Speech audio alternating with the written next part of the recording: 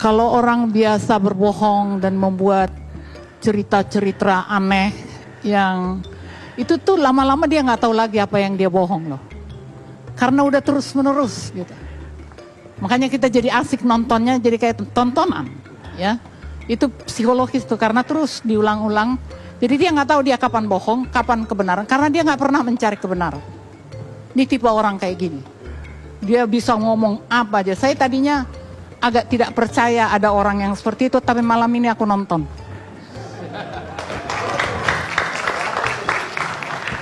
Ya lo kan bisa jawab sendiri.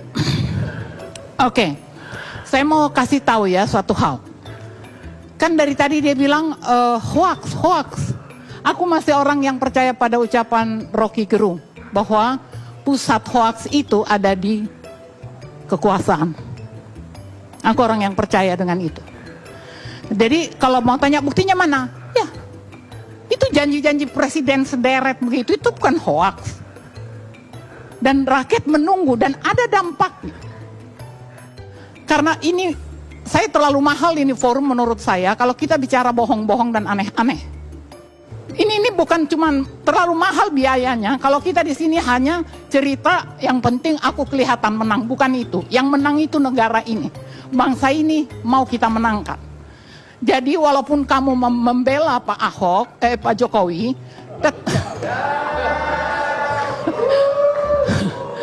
kenapa sama aja kan? Apa bedanya coba? Jadi kalau kita nggak jujur sama diri kita bahwa di sepembela-belaan kita lu mungkin jatuh cinta sama Pak Jokowi, go ahead. Hoax.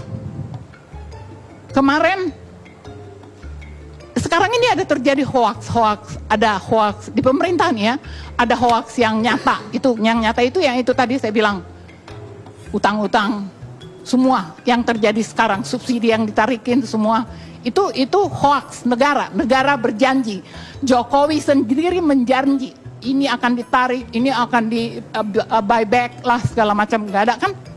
Itu hoax, the real hoax. Lalu ada hoax yang tersembunyi.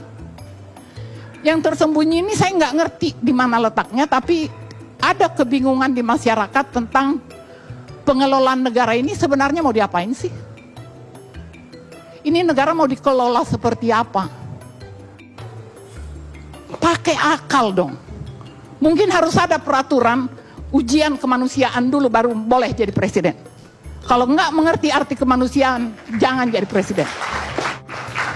Janganlah kita. Ini bangsa ini udah jelas mau ambruk. Saya kayak apa ya caranya buka mata?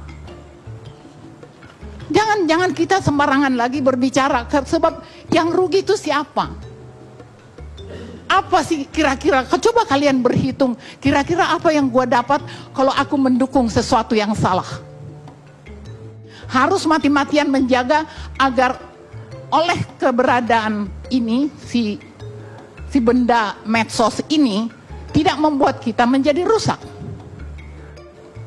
Bicaralah dari hati ke hati. Salah nggak sih kita? Tegur hati kamu sendiri. Ikut, paling sesial-sialnya ikut mendoakan bangsa ini, mendoakan Pak Jokowi supaya bisa lebih jujur. Kali ini saya pencipta hoax terbaik ternyata. Tanggal 21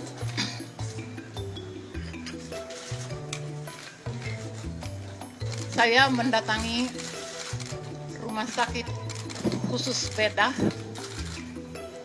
menemui Dr. Sidik Miharja, ahli bedah plastik.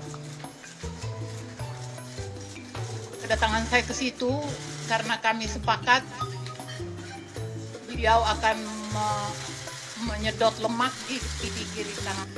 Tetapi setelah operasi dijalankan pada tanggal 21, tanggal 22-nya pagi saya bangun, saya melihat muka saya lebam-lebam secara berlebihan atau secara tidak seperti yang saya alami biasanya.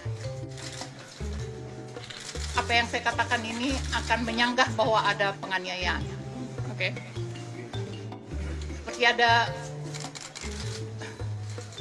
kebodohan yang saya nggak pernah bayangkan bisa saya lakukan dalam hidup saya. Dan saya nggak tahu kenapa, dan saya nggak pernah membayangkan bahwa saya akan terjebak dalam kebodohan seperti ini. Saya terus mengembangkan ide pemukulan itu dengan beberapa cerita seperti yang diceritakan. Ada kebenarannya dengan apa yang saya katakan pada anak-anak saya. Jadi selama seminggu lebih sebenarnya cerita itu hanya berputar-putar di keluarga saya dan hanya untuk kepentingan saya berhadapan dengan anak-anak saya.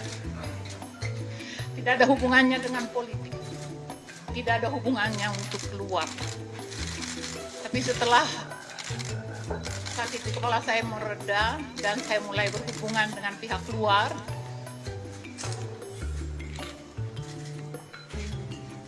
nggak tahu bagaimana saya memaafkan ini kelak pada diri saya, tetapi saya kembali melakukan kesalahan itu. Saya kembali dengan cerita itu bahwa saya dipukulin. Mohon jangan dikira saya mau mencari pembenaran, enggak. Ini salah. Apa yang saya lakukan adalah sesuatu yang salah. Dan sampai ketemu Fadlizon datang ke sini, cerita itu yang sampai ke dia. Iqbal saya panggil ke sini, cerita itu juga yang berkembang di dalam percakapan. Dan hari Selasa, tahu-tahu foto saya sudah beredar di seluruh media sosial. Saya nggak sanggup baca itu. Ada beberapa peristiwa yang membawa saya ke Pak Joksan, lalu membawa saya ke Pak Prabowo, bahkan di depan Pak Prabowo, orang yang saya perjuangkan, orang yang saya cita-citakan memimpin bangsa ini ke depan, mengorek apa yang terjadi pada saya juga masih melakukan kebohongan itu. Sampai kita keluar dari lapangan polo kemarin, saya tetap diam. Saya biarkan semua bergulir dengan cerita itu.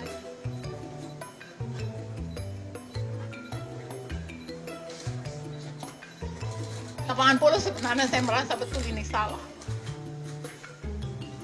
Waktu saya berpisah dengan Pak Prabowo, Amin Rais, saya sebenarnya tahu di hati saya ini salah. Tapi saya nggak mencegat mereka.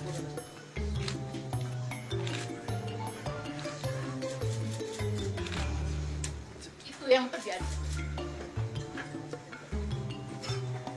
Itulah yang terjadi. Jadi tidak ada penganiayaan. Itu hanya cerita khayal entah diberikan oleh setan mana ke saya dan berkembang seperti itu. Kali ini saya pencipta hoax terbaik ternyata. Bunda Ratna Sarumpait, saya bisa merasakan beliau buat saya ada cutnya di rumah sakit. Ada cutnya di rumah sakit. Ada cutnya di rumah sakit.